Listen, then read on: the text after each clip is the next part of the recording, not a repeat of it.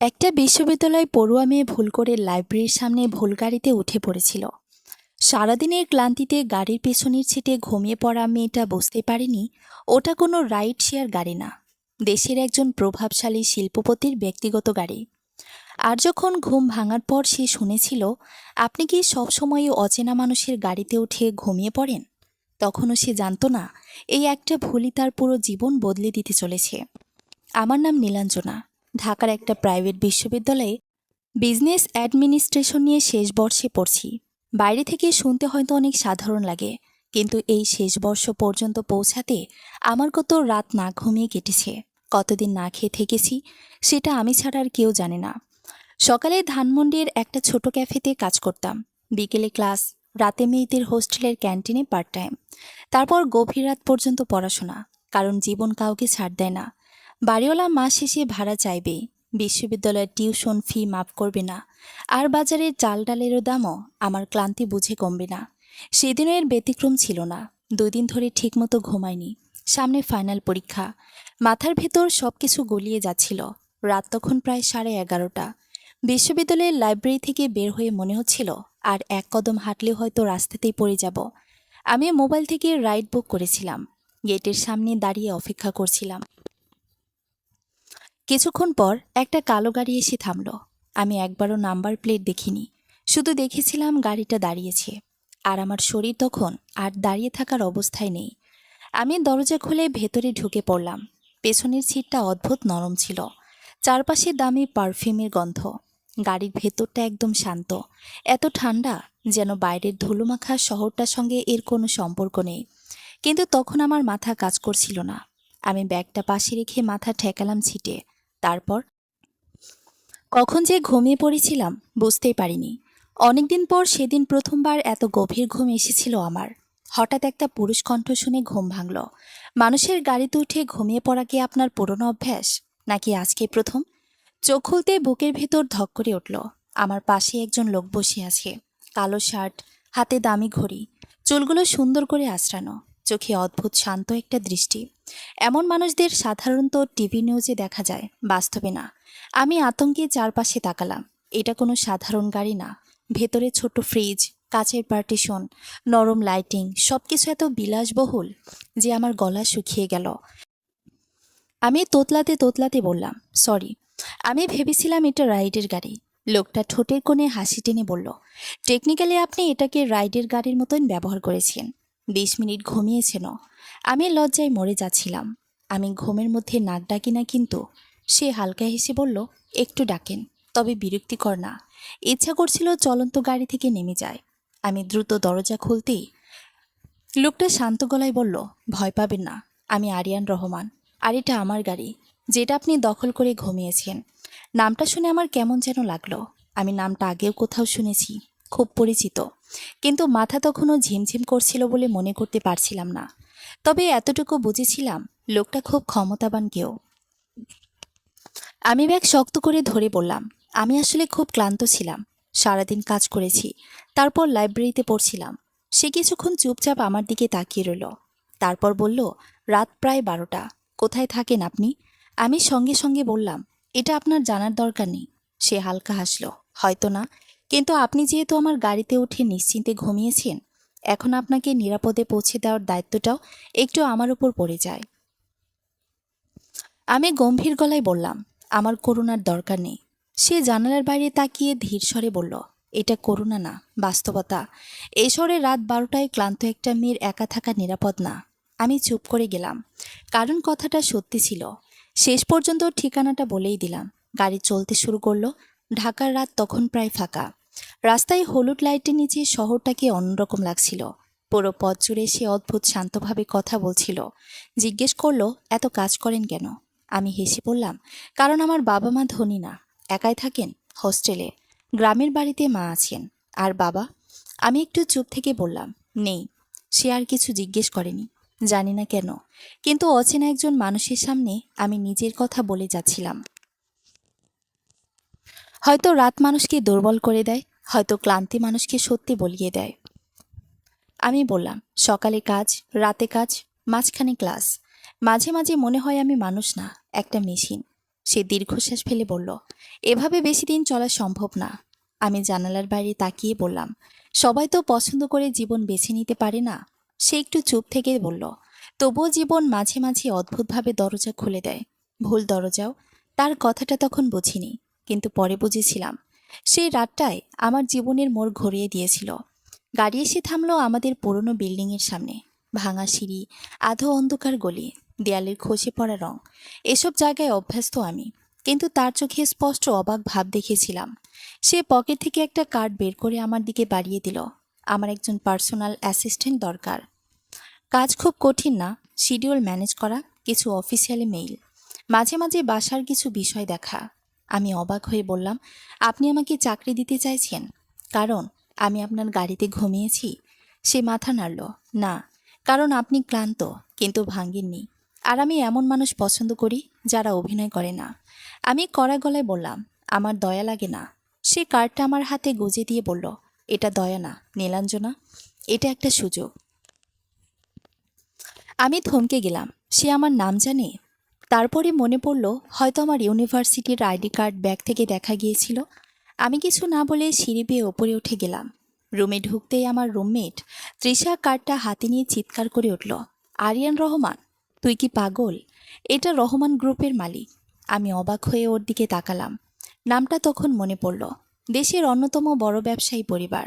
আমি পরপর 3 দিন কার্ডটার দিকে তাকিয়েও ফোন করিনি। নিজেকে বারবার বলেছি, এইসব বড়লোক মানুষদের জীবনে আমাদের মতো মানুষ শুধু গল্প হয়, বাস্তব না। কিন্তু বাস্তবতা বড় নিষ্ঠুর। হোস্টেলের বকেয়া ভাড়া জমে গিয়েছিল, ক্যাফেতে আমার শিফট কমিয়ে দেওয়া হয়েছিল, এমনকি পরীক্ষার হলে বসে মাথা ঘুরে প্রায় পড়ে যাচ্ছিলাম। তৃষা একদিন বিরক্ত হয়ে বলল, তোর আত্মসম্মান কি ভাড়া দেবে? দেয়নি। পরদিন আমি ফোন করেছিলাম। ওপাশ থেকে শান্ত কণ্ঠে ভেসে এসেছিল, আরিয়ান রহমান বলছি। আমি ধীরে বলেছিলাম, আমি নীলাঞ্জনা। সেদিন আপনার গাড়িতে। সে হেসে উঠল। আমি ভাবছিলাম আপনি আর ফোন করবেন না। আমি চোখ বন্ধ করে বললাম, টাকার দরকার অহংকারের চেয়ে বেশি। পরদিন তার গাড়ি আমাকে নিতে এসেছিল। ঢাকার অভিজাত এলাকায় সমুদ্রের মতন বড় একটা বাড়ি, বিশাল গেট, সামনে ফোয়ারা, চারপাশের নিরাপত্তা। আমি জীবনে এত বাড়ি কাছ থেকে দেখিনি। বাড়ির ভেতরে আমাকে স্বাগত জানালেন মধ্যবয়স্কী একজন মহিলা, নাম জাহানারা খালা। কিন্তু তিনি আমার দিকে এমনভাবে তাকিয়েছিলেন যেন আমাকে কোথাও আগে দেখেছেন। আরিয়ান তখন তার স্টাডি রুমে ছিল, সাদা শার্টের হাতা গোটানো, সামনে ল্যাপটপ, চারপাশে ফাইল। আমি ঢুকতে সে উঠে দাঁড়ালো। ভাবিনি আপনি সত্যি আসবেন। আমি ছোট করে বললাম, আমার টাকার দরকার। সে মৃদু হাসল, আপনার সততা আমার ভালো লাগে। কাজের সব কিছু বুঝিয়ে দিল সে, সময় ম্যানেজ করা, মেইল দেখা, বিদেশ সফরের ফাইল গুছিয়ে দেওয়া। বেতন শুনে আমার মাথা ঘুরে গিয়েছিল। আমার আগের 2 চাকরির মিলিত টাকারও 3 গুণ। আমি অবাক হয়ে বলেছিলাম, এত টাকা কেন? সে খুব স্বাভাবিকভাবে বলেছিল, কারণ আপনার পরিশ্রমের দাম আছে। এরপর সে হাত বাড়িয়ে দিল। আমি হাত মিলাতে বুকের ভেতর অদ্ভুত একটা কাঁপুনি অনুভব করলাম। খুব ছোট্ট একটা মুহূর্ত, কিন্তু সেই মুহূর্তে মনে হয়েছিল আমরা দুজনেই কিছু একটা টের পেয়েছি। তবুও কেউ কিছু বলিনি। দিন যেতে লাগলো। আমি ধীরে ধীরে বুঝতে পারলাম, আরিয়ান রহমান শুধু টাকার পাহাড়ে বসে থাকা একজন মানুষ না, সে খুব একা। বড় একটা বাড়িতে চারপাশে মানুষ থেকেও সে একা। আর সে বুঝতে শুরু করেছিল আমি হাসির আড়ালে কত ভয় লুকিয়ে রাখি। আমি সকালে না খেয়ে বের হই, সে খেয়াল করত। আমি চাপা দুশ্চিন্তায় রাত জেগে থাকি, সে বুঝে ফেলত। আর আমি ধীরে ধীরে দেখতে শুরু করলাম তার ভেতরেও কত অগোছালো অন্ধকার লুকিয়ে আছে। কিন্তু আমার জীবনের সবচেয়ে বড় ধাক্কাটা এসেছিল এক বিকেলে। সেদিন সে আমাকে বলেছিল পুরনো লাইব্রেরি রুমের কিছু ফাইল গুছিয়ে দিতে। ধুলোমাখা বুকসেল পরিষ্কার করতে করতে একটা পুরনো কাঠের বাক্স পেলাম। বাক্সটা খোলার পর ভেতরে একটা পুরনো ছবি। ছবিটা হাতে নিয়েই আমার শরীর ঠান্ডা হয়ে গেল, কারণ ছবির মেয়েটা দেখতে অবিকল আমার মতো, একই চোখ, একই মুখ, একই হাসি। আর ছবির পেছনে লেখা মেহেরিন। মেয়েটা কখনো জানলই না আমি তার সন্তানের বাবা। আমার নিঃশ্বাস বন্ধ হয়ে আসছিল, কারণ আমার মায়ের নামও মেহেরিন। আর ছোটবেলা থেকে আমি জানতাম আমার বাবা আমি জন্মানোর আগেই মারা গেছেন। ঠিক তখনই পেছন থেকে জাহানারা খালার কাপা গলা ভেসে এলো, মা, তোমার ওই বাক্সটা খোলা উচিত হয়নি। আমি ঘুরে দাঁড়াতে দেখলাম তার মুখ ফ্যাকাশে। আর সেই মুহূর্তে পাশের রুম থেকে আরিয়ানের গর্জে ওঠা কণ্ঠ শোনা গেল, অসম্ভব, নীলাঞ্জনা কিছু জানতে পারবে না। আমার হাত থেকে ছবিটা প্রায় পড়ে যাচ্ছিল। তাহলে কি সেই রাতের ভুল গাড়িটা আসলে কোনো দুর্ঘটনা ছিল না? আরিয়ান রহমানকে প্রথম দিন থেকেই জানতো আমি কে, আমার মায়ের সঙ্গে তার সম্পর্ক কী ছিল। আমার হাত তখনও কাঁপছিল। পুরনো ছবিটার দিকে তাকিয়ে মনে হচ্ছিল বুকের ভেতর কেউ বরফ ঢেলে দিয়েছে। ছবির মেয়েটা যেন আমি নিজেই, শুধু পোশাকটা পুরনো ধাঁচের, আর ছবির কাগজ হলদিটে হয়ে গেছে। জাহানারা খালা ধীরে ধীরে এগিয়ে এসে আমার হাত থেকে ছবিটা নিতে চাইলেন। মা, এটা আমাকে দাও। আমি ছবিটা আরও শক্ত করে ধরে বললাম, এই মেয়েটাকে? তিনি ঠোঁট কামড়ে চুপ করে রইলেন। ঠিক তখনই পাশে দরজা খুলে গেল। আরিয়ান রহমান দ্রুত ভেতরে ঢুকল। তার চোখ সরাসরি গিয়ে পড়ল আমার হাতে ধরা ছবিটার ওপর। আর সেই মুহূর্তে আমি প্রথমবার দেখলাম একজন সবসময় শান্ত মানুষও ভয় পেতে পারে। সে কয়েক সেকেন্ড কিছু বলল না, তারপর ধীরে বলল, তুমি এটা কোথায় পেয়েছো? আমি শুকনো গলায় বললাম, বাক্সের ভেতর। সে চোখ বন্ধ করে দীর্ঘশ্বাস ফেলল। জাহানারা খালা নিচু গলায় বললেন, আমি বলেছিলাম ওই রুমটা বন্ধ রাখতে। আমি আর কিছু বুঝতে পারছিলাম না, শুধু ছবিটার পেছনে লেখাগুলো বারবার মাথায় বাজছিল। মেয়েটা কখনো জানলই না আমি তার সন্তানের বাবা। আমার গলা কেঁপে উঠল। আমার মায়ের নাম মেহেরিন। কথাটা বলতে পুরো রুম নিস্তব্ধ হয়ে গেল। আরিয়ানের চোখে এমন একটা অভিব্যক্তি ফুটে উঠল যেটা আমি আগে কখনো দেখিনি। বিস্ময়, ভয়, নাকি অপরাধবোধ? আমি ধীরে ধীরে জিজ্ঞেস করলাম, আপনি আগে থেকেই জানতেন আমি কে? সে সঙ্গে সঙ্গে উত্তর দিল না, আর সেই নীরবতাই আমাকে আরও আতঙ্কিত করে তুলল।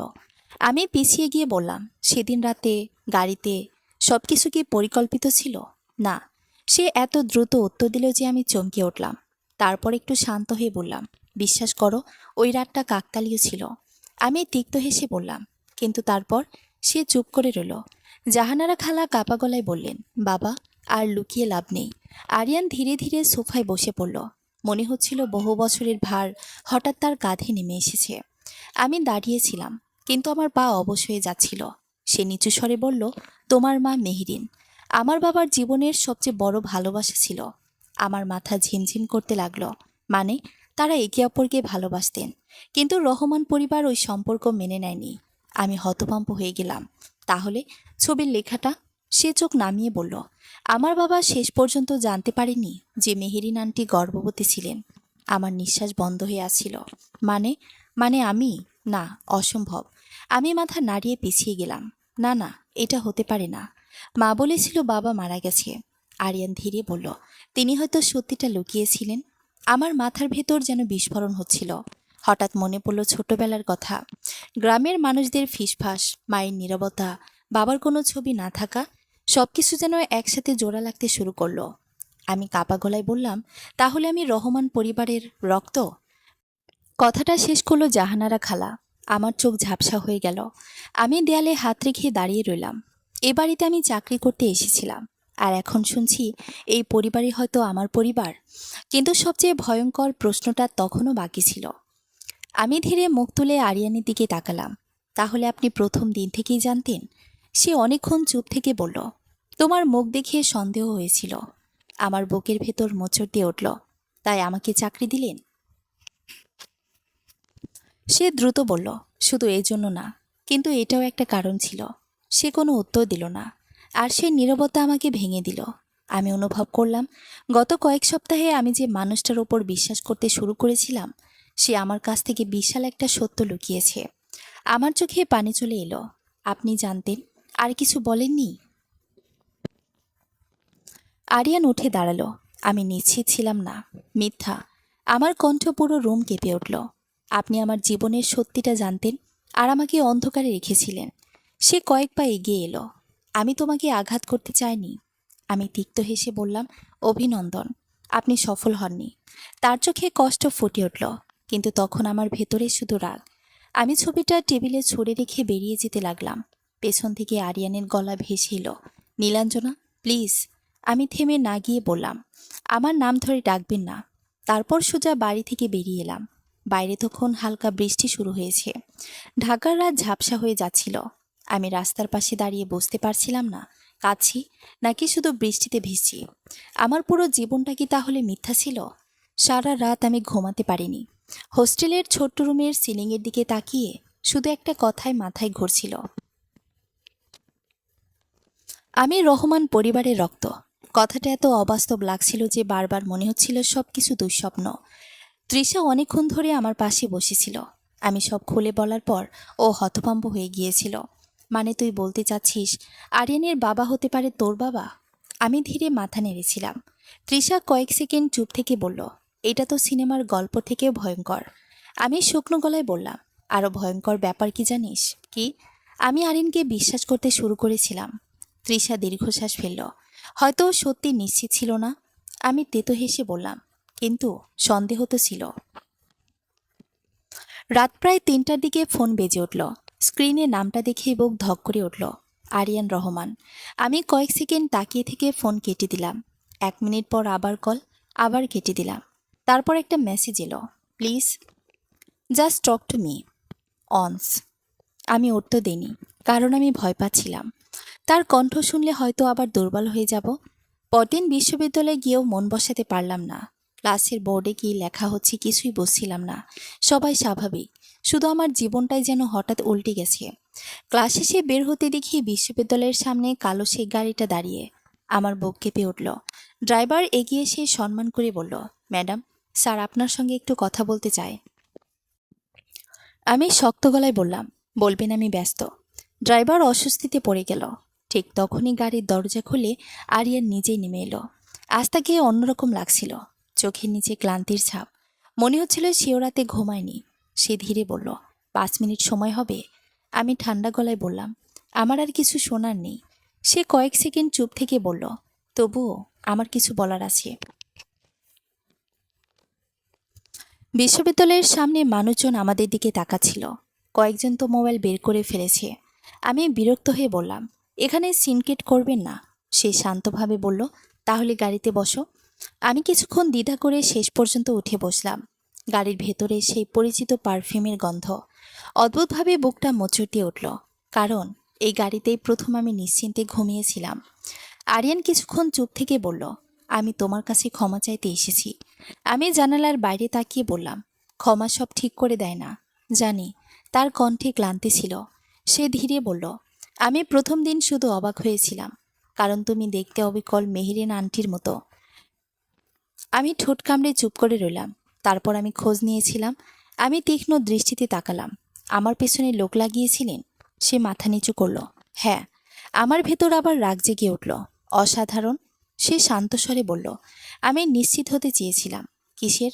তুমি সত্যি আমাদের পরিবারের কেউ কিনা? আমি কাপা গলায় বললাম, আর যদি হতাম? সে সঙ্গে সঙ্গে উত্তর দিল না। কিছুক্ষণ পর নিচু স্বরে বলল, তাহলে আমি জানতাম না কি করব। আমি তিক্ত হেসে বললাম, বড়লোকদের এই সমস্যা হয় তাহলে? সে প্রথমবার একটু বিরক্ত হলো। সবকিছু টাকার সঙ্গে জড়িয়েও না নীলাঞ্জনা। আমি তার দিকে তাকালাম। তার চোখে সত্যিকারের ক্লান্তি ছিল। সে ধীরে বলল, আমি ছোটবেলা থেকেই দেখেছি এই পরিবার কিভাবে মানুষকে ধ্বংস করে। আমার বাবা নিজের ভালোবাসাকে হারিয়েছেন পরিবারের জন্য। আমি চাইনি একই ভুল আবার হোক। আমি হতভম্ব হয়ে বললাম, আপনি কি বলতে চাচ্ছেন? সে আমার দিকে তাকিয়ে থেমে গেল।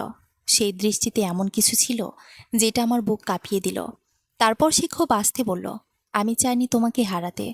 আমার নিঃশ্বাস আটকে গেল। গাড়ির ভেতর নিস্তব্ধতা নেমে এলো। আমি বুঝতে পারছিলাম না রাগ করব নাকি কাঁদব, কারণ সবচেয়ে বড় সমস্যাটা এখানেই। আমি নিজেকেও হারাতে বসেছি। ঠিক তখনই আরিয়ানের ফোন বেজে উঠল। সে স্ক্রিনের দিকে তাকিয়ে মুখ শক্ত করে ফেলল। কলটা রিসিভ করতে ওপাশ থেকে চিৎকার ভেসে আসছিল। আমি শুধু একটা কথাই স্পষ্ট শুনলাম, মিডিয়ায় খবরটা চলে গেছে। আরিয়ানের মুখ মুহূর্তে ফ্যাকাশে হয়ে গেল। সে ধীরে বলল, কিভাবে সম্ভব? আমার বুক ধক করে উঠল। কি হয়েছে? সে ফোন নামিয়ে আমার দিকে তাকালো। তার কণ্ঠ এবার ভয়ঙ্কর শান্ত। কেউ জেনে গেছে তুমি কে? ঠিক তখনই আমার ফোনে একের পর এক নোটিফিকেশন আসতে শুরু করলো। কাপা হাতে স্ক্রিন অন করতে দেখি নিউজ হেডলাইন, রহমান গ্রুপের মৃত উত্তরাধিকারীর গোপন কন্যা কি এই বিশ্ববিদ্যালয়ের ছাত্রী। আমার হাত ঠান্ডা হয়ে গেল, কারণ খবরের সঙ্গে আমার ছবিও দেওয়া। আমার পুরো শরীর অবশ হয়ে গিয়েছিল। ফোনের স্ক্রিনে নিজের ছবি দেখে মনে হচ্ছিল কেউ আমার বুকের ভেতর থেকে বাতাস টেনে বের করে নিয়েছে। বিশ্ববিদ্যালয়ের সামনে তোলা ছবি। আমি আর আরিয়ান একই গাড়িতে বসে আছি, আর নিচে বড় বড় অক্ষরে লেখা, রহমান পরিবারের গোপন উত্তরাধিকারী। আমার হাত কাঁপছিল। এগুলো মিডিয়ায় গেল কিভাবে? আরিয়ান চল শক্ত করে বলল, কেউ ইচ্ছা করে করেছে। আমি আতঙ্কে বললাম, এখন সবাই জানবে। সে সঙ্গে সঙ্গে বলল, আমি এটা সামলে নেব। আমি তেতো হেসে উঠলাম, আপনারা সব কিছু সামলে নিতে পারেন তাই না? সে কিছু বলতে গিয়েও থেমে গেল। ঠিক তখনই গাড়ির বাইরে কয়েকজন সাংবাদিক দৌড়ে আসতে শুরু করলো। ক্যামেরার ফ্ল্যাশ একের পর এক জ্বলছে। স্যার, মেয়েটা কি সত্যি রহমান পরিবারের সদস্য? আপনাদের সম্পর্ক কি? এই মেয়ে কি সম্পত্তির নতুন দাবিদার? আমার বুক ধড়ফড় করতে লাগলো। আমি জীবনে কখনো এত মানুষের সামনে আসিনি। আরিয়ান দ্রুত আমার দিকে ঝুঁকে বলল, নিচু হও। আমি কিছু বুঝে ওঠার আগেই সে হাত বাড়িয়ে আমাকে আড়াল করলো। ড্রাইভার দ্রুত গাড়ি চালিয়ে বেরিয়ে গেল, কিন্তু সাংবাদিকদের চিৎকার যেন এখনও কানে বাজছিল। আমি মাথা নিচু করে বসেছিলাম। হঠাৎই বুঝতে পারলাম আমার চোখ দিয়ে পানি পড়ছে। আরিয়ান ধীরে বলল, নীলাঞ্জনা। আমি কাপা গলায় বললাম, আমার জীবনটা শেষ হয়ে গেল। সে দৃঢ়স্বরে বলল, না, শেষ হয়নি। আপনি বুঝবেন না। আমি চিৎকার করে উঠলাম, আমি সাধারণ একটা মেয়ে। আমার বিশ্ববিদ্যালয় আছে, হোস্টেল আছে, গ্রামের মানুষ আছে। কাল থেকে সবাই আমাকে নিয়ে কথা বলবে। সে চুপ করে শুনছিল। আমি চোখ মুছে বললাম, আপনারা ধনী মানুষ। স্ক্যান্ডাল আপনাদের জন্য নিউজ, কিন্তু আমাদের জন্য সেটা জীবন নষ্ট করে দেয়। কথাগুলো বলার পর গাড়ির ভেতর নিস্তব্ধ হয়ে গেল। আরিয়ান অনেকক্ষণ চুপ করে থেকে বলল, তুমি ঠিক বলেছ। আমি অবাক হয়ে তার দিকে তাকালাম। সে জানালার বাইরে তাকিয়ে বলল, আমরা অনেক সময় বুঝি না আমাদের এক একটা সমস্যার ওজন অন্য মানুষের জীবনে কতটা ভয়ঙ্কর হতে পারে। তার কণ্ঠে প্রথমবার অপরাধবোধ শুনলাম, কিন্তু তখন আমার মাথা কাজ করছিল না। আমি শুধু এখান থেকে পালাতে চাচ্ছিলাম। গাড়ি হোস্টেলের সামনে থামতেই আমি দরজা খুলে নেমে যেতে গেলাম। ঠিক তখন আরিয়ান আমার হাত ধরে ফেলল। আমি থমকে গেলাম। তার হাত ঠান্ডা ছিল। সে নিচু গলায় বলল, আজ রাতে একা থেকো না। আমার বুক কেঁপে উঠল। কেন? সে কয়েক সেকেন্ড চুপ থেকে বলল, কারণ এই খবর প্রকাশ হওয়ার পর তুমি শুধু এখন একটা মেয়ে না, তুমি রহমান পরিবারের দুর্বল জায়গা। আমার শরীর ঠান্ডা হয়ে গেল। মানে? সে ধীরে বলল, আমাদের শত্রু অনেক। আমি আতঙ্কে তার দিকে তাকিয়ে রইলাম। ঠিক তখনই ফোন বেজে উঠল। তৃষা। আমি কল রিসিভ করতে ওপাশ থেকে প্রায় চিৎকার করে উঠল, তুই কোথায়? হোস্টেলের সামনে সাংবাদিকে ভরে গেছে। আমার বুক ধক করে উঠল। কি? আর শুধু সাংবাদিক না, কিছু অদ্ভুত লোকও এসেছে। ওদের দেখে ভালো লাগছে না। আরিয়ান সঙ্গে সঙ্গে সোজা হয়ে বসল। ফোনটা স্পিকারে দাও। তৃষা কাপা গলায় বলল, একটা কালো মাইক্রোবাস অনেকক্ষণ ধরে দাঁড়িয়ে আছে। লোকগুলো বারবার নীলাঞ্জনার নাম জিজ্ঞেস করছে। আরিয়ানের চোখ মুহূর্তেই ভয়ঙ্কর হয়ে উঠল। সে ড্রাইভারকে বলল, গাড়ি ঘোরাও, এখনই। আমার বুক কেঁপে উঠল। কি হয়েছে? সে খুব শান্ত গলায় বলল, সম্ভবত কেউ তোমাকে খুঁজছে। কেন? সে আমার দিকে তাকালো। তারপর ধীরে বলল, কারণ রহমান পরিবারের সম্পত্তি নিয়ে অনেক মানুষের অনেক হিসাব আছে। আমি নিঃশ্বাস নিতে ভুলে যাচ্ছিলাম। তাহলে আমি কি সত্যি বিপদে? আর সবচেয়ে বড় কথা, এই খেলায় আমি আসলে কে? গাড়িটা দ্রুত শহরের রাস্তা পেরিয়ে যাচ্ছিল। আমার হাত পা ঠান্ডা হয়েছিল। সবকিছু এত দ্রুত ঘটছিল যে আমি ঠিকমতো ভাবতেও পারছিলাম না। কয়েকদিন আগেও আমি শুধু একজন সাধারণ বিশ্ববিদ্যালয়ের ছাত্রী ছিলাম, আর আজ সাংবাদিক, গোপন পরিচয়, রহমান পরিবার, অচেনা লোক, সবকিছু যেন হঠাৎ দুঃস্বপ্ন হয়ে গেছে। আমি ধীরে বললাম, আমি হোস্টেলে ফিরতে চাই। আরিয়ান সরাসরি উত্তর দিল, আজ না, কিন্তু আমার জিনিসপত্র লোক পাঠিয়ে নিয়ে আসবো। আমি বিরক্ত হয়ে বললাম, আপনি সব সিদ্ধান্ত নিজে নেন কেন? সে আমার দিকে তাকালো, কারণ এখন তোমার নিরাপত্তা সবচেয়ে গুরুত্বপূর্ণ। আমি ঠান্ডা গলায় বললাম, আমি আপনার দায়িত্ব না। সে কিছুক্ষণ চুপ করে থেকে ধীরে বলল, সমস্যা হলো আমি নিজেকে সেটা বোঝাতে পারছি না। কথাটা শুনে আমার বুকটা হালকা কেঁপে উঠল। আমি দ্রুত মুখ ঘুরিয়ে জানালার বাইরে তাকালাম। না, আমি দুর্বল হব না। এই মানুষটা আমার কাছ থেকে সত্য লুকিয়েছে। নিজেকে সেটা মনে করিয়ে দিলাম। প্রায় 40 মিনিট পর গাড়ি এসে থামল শহরের একদম নিলিবিলি এলাকায়। উঁচু দেয়াল ঘেরা আধুনিক একটা বাড়ি। আমি অবাক হয়ে বললাম, এটা কোথায়? আমার গেস্ট হাউস। আমি সঙ্গে সঙ্গে বললাম, আমি এখানে থাকবো না। সে শান্তভাবে বলল, ঠিক আছে, তাহলে তোমাকে হোস্টেলে নামিয়ে দিচ্ছি। যেখানে সাংবাদিক আর অচেনা লোকেরা অপেক্ষা করছে। আমি চুপ করে গেলাম, কারণ তার কথাটা সত্যি। ভেতরে ঢুকতেই বুঝলাম জায়গাটা সাধারণ কোনো বাড়ি না। চারপাশে নিরাপত্তা, সিসিটিভি, গেটে পাহারা। মনে হচ্ছিল আমি কোনো সিনেমার ভেতরে ঢুকে পড়েছি। একজন বয়স্ক মহিলা এসে আমাকে রুম দেখিয়ে দিলেন। আমি সালমা, কিছু লাগলে ডাকবেন মা। আমি ক্লান্ত গলায় ধন্যবাদ দিলাম। রুমে ঢুকতেই অবাক হয়ে গেলাম। বড় বিছানা, বুকশেলফ, নরম আলো, কাচের জানালা দিয়ে পুরো শহর দেখা যায়। আমার মতো মানুষের জীবনে এইসব যেন মানায় না। আমি ধীরে বিছানায় বসে পড়লাম। ঠিক তখন দরজায় নক হলো। আরিয়ান। সে ভেতরে ঢুকে বলল, খাবার পাঠিয়ে দিয়েছি। আমি ছোট করে বললাম, ক্ষুধা নেই। সে কয়েক সেকেন্ড আমার দিকে তাকিয়ে রইল। তারপর ধীরে বলল, সকাল থেকে কিছু খাওনি। আমি বিরক্ত হয়ে বললাম, আপনি সব খেয়াল করেন নাকি? সে মৃদু হাসল। তোমাকে না খেয়াল করে থাকা কঠিন। আমার বুক আবার কেঁপে উঠল। আমি চোখ নামিয়ে ফেললাম। সে একটু চুপ থেকে বলল, আজ রাতে ভয় পেলে আমাকে কল করবে। আমি তৎক্ষণাৎ বললাম, আমি ভয় পাই না। সে দরজার দিকে হাঁটতে হাঁটতে বলল, সব সাহসী মানুষই ভয় পায়, শুধু সবাই স্বীকার করে না। দরজা বন্ধ হয়ে গেল। আমি দীর্ঘশ্বাস ফেললাম। তার কথাগুলো কেন যেন মাথা থেকে বের হচ্ছিল না। রাত প্রায় 1টা। আমি এখনো জেগে, ঘুম আসছিল না। হঠাৎ বাইরে করিডোরে শব্দ পেলাম। মনে হলো কেউ হাঁটছে। প্রথমে গুরুত্ব দেইনি, কিন্তু কয়েক সেকেন্ড পর খুব আস্তে দরজার হাতল নড়ল। আমার বুক ধক করে উঠল। আমি ধীরে বিছানা থেকে নামলাম। আবার শব্দ, কেউ দরজা খোলার চেষ্টা করছে। আমার গলা শুকিয়ে গেল। আমি কাপা হাতে ফোনটা ধরলাম। ঠিক তখনই দরজার বাইরে খুব নিচু স্বরে একটা পুরুষ কণ্ঠ শোনা গেল, দরজা খোলো, আমাদের তোমার সঙ্গে একটু কথা আছে। আমার শরীর বরফ হয়ে গেল, কারণ এই কণ্ঠ আমি আগে কখনোই শুনিনি। আর সবচেয়ে ভয়ঙ্কর ব্যাপার, দরজার ওপাশে একজন না, একাধিক মানুষ দাঁড়িয়ে আছে। আমার হাত থেকে ফোনটা প্রায় পড়ে যাচ্ছিল। দরজার ওপাশে দাঁড়িয়ে থাকা লোকগুলো আবার বলল, দরজা খুলুন মিস নীলাঞ্জনা। ভয় পাওয়ার কিছু নেই, ভয় পাওয়ার কিছু নেই। রাত 1টা বাজে, অচেনা বাড়ি, আর দরজার বাইরে কয়েকজন অচেনা মানুষ। আমার বুক এত জোরে ধুকপুক করছিল যে মনে হচ্ছিল শব্দটা ওরাও শুনতে পাচ্ছে। আমি ধীরে ধীরে পিছিয়ে গেলাম। তারপর কাপা হাতে আরিয়ানকে কল দিলাম। একবার রিং, 2বার, 3বার। কল ধরল না। বাইরে আবার শব্দ হলো। এবার দরজায় ধীরে ধীরে চাপ দেওয়া হচ্ছে। আমার গলা শুকিয়ে গেল। আমি ফিসফিস করে বললাম, কে? কে আপনারা? কিছুক্ষণ নীরবতা। তারপর সে একই কণ্ঠ, আমরা শুধু কথা বলতে এসেছি। রহমান পরিবারের কিছু সত্য জানার অধিকার আপনার আছে। আমার শরীর ঠান্ডা হয়ে গেল। ওরা আমার পরিচয় জানে। আমি দ্রুত ফোনে আবার কল দিলাম। এবারও ধরল না। হঠাৎ দরজার ওপাশে আরেকজন বলল, স্যার, বেশি দিন আপনাকে লুকিয়ে রাখতে পারবে না। স্যার মানে? ওরা আরিয়ানকে চেনে। আমার মাথার ভেতর আতঙ্ক জমতে লাগলো।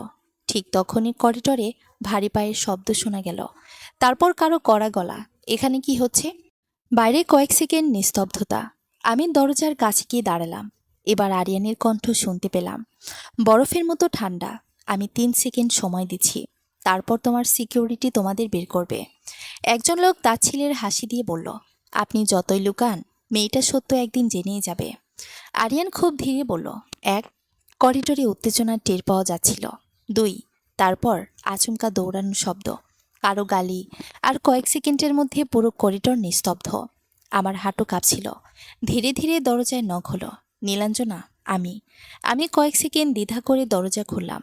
আরিয়ান সামনে দাঁড়িয়ে, কালো টি শার্ট, এলোমেলো চুল, চোখে ভয়ঙ্কর চাপা রাগ। মনে হচ্ছিল সে দৌড়ে এসেছে। দরজা খোলার সঙ্গে সঙ্গে সে দ্রুত ভেতরে ঢুকে চারপাশ দেখে নিল। তারপর আমার দিকে তাকালো, তুমি ঠিক আছো? আমি উত্তর দিতে পারলাম না, কারণ ঠিক তখনই বুঝলাম আমি সত্যি ভয় পেয়েছিলাম। হয়তো এতটাই চোখে পানি চলে এসেছে। আরিয়ান সেটা দেখেই থেমে গেল। তার কণ্ঠ নরম হয়ে এলো, ওরা তোমাকে কিছু করেছে? আমি মাথা নাড়লাম, না। সে দীর্ঘশ্বাস ফেলল। তারপর খুব আস্তে বলল, আমি দুঃখিত। আমি অবাক হয়ে তাকালাম, কিসের জন্য? সে কয়েক সেকেন্ড চুপ থেকে বলল, তোমাকে এই ঝামেলার মধ্যে টেনে আনার জন্য। আমি তেতো হেসে বললাম, আমাকে টেনে আনেননি, আমি ভুল গাড়িতে উঠেছিলাম। সে তাকিয়ে রইল। তারপর ধীরে বলল, মাঝে মাঝে একটা ভুলই মানুষের পুরো জীবন বদলে দেয়।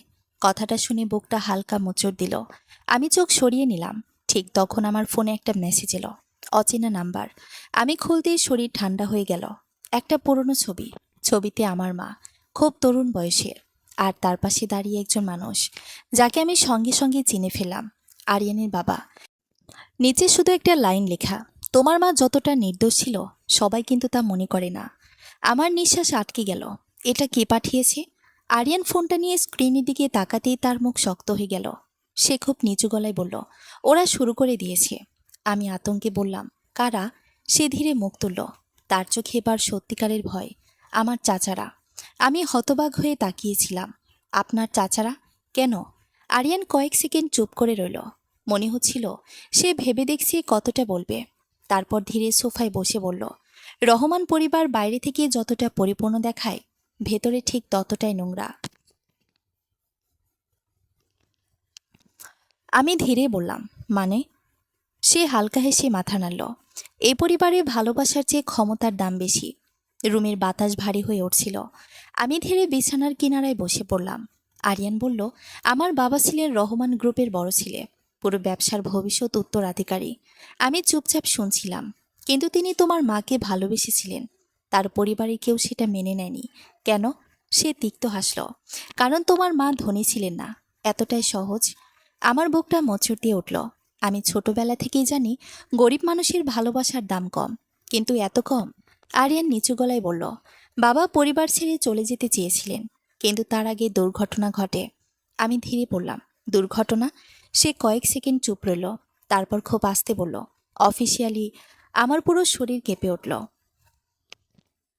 আপনি কি বলতে চাইছেন? সে আমার দিকে তাকালো। আমি নিশ্চিত না, কিন্তু ছোটবেলা থেকে আমার মনে হতো বাবার মৃত্যুটা স্বাভাবিক ছিল না। আমার নিঃশ্বাস ভারী হয়ে আসছিল। মানে, এটা শুধু পারিবারিক গোপন রহস্য না, এর ভেতরে আরো ভয়ঙ্কর কিছু আছে। আমি কাপা গলায় বললাম, তাহলে আমার মা কেন সব লুকিয়েছিল? আরিয়ান ধীরে বলল, হয়তো তোমাকে বাঁচানোর জন্য। রুমটা নিস্তব্ধ হয়ে গেল। আমি মাথা নিচু করে বসে রইলাম। হঠাৎ মনে হলো আমি নিজের জীবন সম্পর্কে কিছুই জানি না। আমার বাবা কে? মা কি লুকিয়েছে? আমি আসলে কে? সবকিছু ঝাপসা। ঠিক তখনই আরিয়ান বলল, নীলাঞ্জনা। আমি মুখ তুললাম। সে কয়েক সেকেন্ড চুপ থেকে বলল, তোমার একটা প্রশ্নের উত্তর এখনো দেইনি। আমি ভ্রুকুচকে তাকালাম। সে ধীরে বলল, তুমি সেদিন জিজ্ঞেস করেছিলে কেন তোমাকে চাকরি দিয়েছিলাম। আমার বুক কেঁপে উঠল। সে খুব আস্তে বলল, শুরুতে শুধু সন্দেহ ছিল, কিন্তু পরে? পরে কি? তার চোখ সরাসরি আমার চোখে আটকে গেল। পরে আমি চাইতাম তুমি আমার কাছেই থাকো। আমার নিঃশ্বাস আটকে গেল। রুমের বাতাস যেন হঠাৎ ভারী হয়ে উঠল। আমি দ্রুত চোখ সরিয়ে বললাম, আমাদের মধ্যে এই ধরনের কথা বলা উচিত না। সে তিক্ত হেসে বলল, আমি জানি। না, আপনি জানেন না। আমার কণ্ঠ কেঁপে উঠল। যদি সত্যি আমি আপনার পরিবারের কেউ হই, তাহলে তুমি আমার রক্তের সম্পর্কের কেউ না। আমি থেমে গেলাম। কি? সে ধীরে বলল, আমার বাবা আর তোমার মা সম্পর্কটা আমার জন্মের আগের। আমি কয়েক সেকেন্ড কিছু বুঝতে পারলাম না। তারপর মাথায় কথাটা ঢুকতেই বুক ধক করে উঠল। মানে, আমার আর আরিয়ানের মধ্যে রক্তের কোনো সম্পর্ক নেই। কেন যেন হঠাৎ বুকের ভেতর চাপা একটা স্বস্তি ছড়িয়ে গেল। আর সেই অনুভূতিটাই আমাকে আরো ভয় পাইয়ে দিল। কারণ আমি বুঝতে পারছিলাম আমি এখনো চাই সে আমার কাছাকাছি থাকুক। ঠিক তখনই নিচতলা থেকে হঠাৎ প্রচণ্ড শব্দ ভেসে এলো। কাঁচ ভাঙার শব্দ। তারপর কারো চিৎকার। আরিয়ান মুহূর্তে উঠে দাঁড়ালো। তার চোখ ভয়ঙ্কর হয়ে গেছে। সে দ্রুত জানালার দিকে তাকিয়ে গালি দিল, ওরা এখানে চলে এসেছে। আমার বুক কেঁপে উঠল। কারা? সে ড্রয়ার খুলে একটা কালো পিস্তল বের করলো। আর আমি আতঙ্কে জমে গেলাম। আমার চোখ পিস্তলের উপর আটকে ছিল। হাত কাঁপতে শুরু করলো। আমি জীবনে কখনো আসল বন্দুক এত কাছে থেকে দেখিনি। আরিয়ান দ্রুত ম্যাগাজিন চেক করে কোমরের পেছনে গুজে নিল। তারপর আমার দিকে তাকিয়ে শান্ত গলায় বলল, ভয় পেও না। আমি অবিশ্বাসে হাসি হেসে বললাম, আপনি বন্দুক নিয়ে দাঁড়িয়ে আছেন আর বলছেন ভয় না পেতে? সে কয়েক সেকেন্ড চুপ করে রইল। তারপর ধীরে বলল, আমি থাকলে কেউ তোমাকে ছুতে পারবে না। কথাটা শুনে বুকের ভেতর অদ্ভুত একটা অনুভূতি হলো, নিরাপত্তা। আর ঠিক সেই অনুভূতিটাই আমাকে আরো অস্বস্তি করে তুলল। নিচে আবার চিৎকার শোনা গেল, কারো গলা, গেট বন্ধ করো। তারপর ধূপ করে কিছু ভাঙার শব্দ। আমি আতঙ্কে উঠে দাঁড়ালাম। কি হচ্ছে নিচে? আরিয়ান জানালার পর্দা সরিয়ে বাইরে তাকালো। তার চোয়াল শক্ত হয়ে গেল। 3টা গাড়ি এসেছে। আমার গলা শুকিয়ে গেল। ওরা কি আমাদের মারতে এসেছে? সই সঙ্গে সঙ্গে উত্তর দিল না। আর সেই নীরবতাই সবচেয়ে ভয়ঙ্কর ছিল। ঠিক তখন দরজা খুলে একজন নিরাপত্তারক্ষী ভেতরে ঢুকলো, হাঁপাচ্ছিল। স্যার, ওরা জোর করে ঢোকার চেষ্টা করছে। আরিয়ান ঠান্ডা গলায় বলল, পুলিশ রাস্তায় আছে, কিন্তু পৌঁছাতে সময় লাগবে। আরিয়ান কয়েক সেকেন্ড ভাবল, তারপর আমার দিকে তাকিয়ে বলল, আমাদের এখান থেকে বের হতে হবে। আমার বুক ধক করে উঠল। কোথায় যাব? Safe house. আমি হতভম্ব হয়ে তাকালাম। আপনার কতগুলো বাড়ি আছে? সে হালকা বিরক্ত হয়ে বলল, এখন যোগ করার সময় না। আমি ঠোঁট কামড়ে চুপ করে গেলাম। সে দ্রুত একটা কালো জ্যাকেট আমার হাতে দিল। এটা পরো। কেন? তোমাকে যেন সহজে চিনতে না পারে। আমার হাত কাঁপছিল। আমি বুঝতেই পারছিলাম না কিভাবে কয়েকদিনের মধ্যে আমার জীবন এত বদলে গেল। আরিয়ান দরজার কাছে গিয়ে থামল। তারপর ফিরে তাকিয়ে বলল, যাই হোক না কেন, আমার কাছ থেকে দূরে যেও না। আমি ধীরে মাথা নেড়ে সম্মতি দিলাম। নিচতলায় নামতেই চারপাশের পরিস্থিতি দেখে বুক কেঁপে উঠল। গ্লাস ভাঙা, মেঝেতে পড়ে থাকা চেয়ার, দুজন গার্ড আহত অবস্থায় বসে আছে। আমি ফিসফিস করে বললাম, এরা মানুষ না। আরিয়ান নিচু গলায় বলল, লোভ মানুষকে এর থেকেও খারাপ বানায়। বাইরে বের হতেই ঠান্ডা রাতের বাতাস গায়ে লাগলো। দূরে কয়েকজন লোক গেটের সামনে চিৎকার করছে। কেউ একজন আমাদের দেখে চিৎকার করে উঠল, ওরা বের হচ্ছে। সবকিছু মুহূর্তে দ্রুত ঘটে গেল। আরিয়ান আমার হাত শক্ত করে ধরল। দৌড়াও। আমি তার সঙ্গে দৌড়াতে লাগলাম। হঠাৎ পেছন থেকে বিকট শব্দ হলো, থাম। আমি চমকে উঠলাম।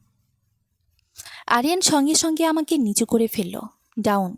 আমার কানে শব্দ বাজছিল। কয়েক সেকেন্ড পর বুঝলাম ওটা গুলির শব্দ। আমার পুরো শরীর ঠান্ডা হয়ে গেল। কেউ আমাদের দিকে গুলি করেছে।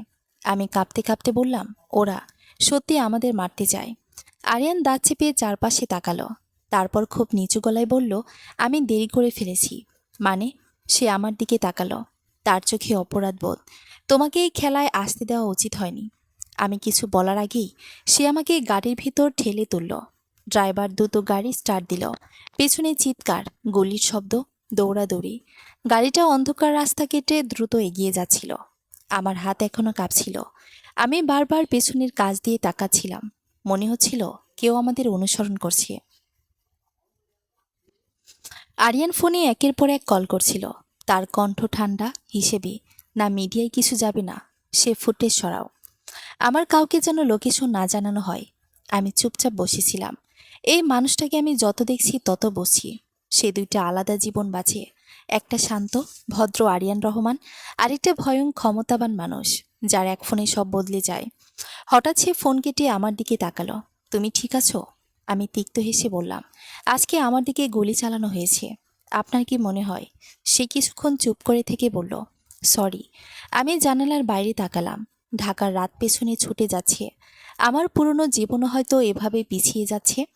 কিছুক্ষণ পর গাড়ি শহরের বাইরের নিরিবিলি একটা এলাকায় ঢুকলো। চারপাশে বড় বড় গাছ। দূরে একটা পুরনো বাংলো বাড়ি দেখা গেল। আমি অবাক হয়ে বললাম, এটাও আপনার? সে মাথা নাড়ল। এটা আমার বাবার বাড়ি ছিল। কথাটা শুনে বুকের ভেতর কেমন যেন হলো। গাড়ি থামতেই একজন বৃদ্ধ কেয়ারটেকার দরজা খুলে এগিয়ে এলেন। তিনি আরিয়ানকে দেখে বললেন, এত রাতে হঠাৎ? তারপর আমাকে দেখে থেমে গেলেন। লোকটার চোখ ধীরে ধীরে বিস্ময়ে বড় হয়ে উঠল। মনে হচ্ছিল তিনি ভূত দেখেছেন। তিনি ফিসফিস করে বললেন, মেহরিন। আমার বুক ধক করে উঠল। আরিয়ান নিচু গলায় বলল, চাচা, উনি মেহরিন আন্টির মেয়ে। বৃদ্ধ লোকটার চোখ ভিজে গেল। তিনি কাপা গলায় বললেন, আল্লাহ, এত বছর পর। আমি হতভম্ব হয়ে দাঁড়িয়েছিলাম। লোকটা আমার দিকে এমনভাবে তাকাচ্ছিলেন যেন বহুদিনের হারানো কাউকে ফিরে পেয়েছেন। ভেতরে ঢুকতেই বুঝলাম বাড়িটা অনেক পুরনো। কাঠের সিঁড়ি, দেয়ালে পুরনো ছবি, বইয়ের গন্ধ। অদ্ভুত শান্ত একটা পরিবেশ। কিন্তু সেই শান্তির মাঝেও আমার বুকের ভেতর ভয় কাজ করছিল। আমি ধীরে বললাম, এখানে আমরা নিরাপদ? আরিয়ান কিছুক্ষণ চুপ থেকে বলল, আপাতত। আপাতত শব্দটা শুনে আমার গা শিউরে উঠল। বৃদ্ধ কেয়ারটেকার খাবার আনতে চলে গেলে আমি দেয়ালে ঝোলানো একটা ছবির দিকে তাকিয়ে থেমে গেলাম।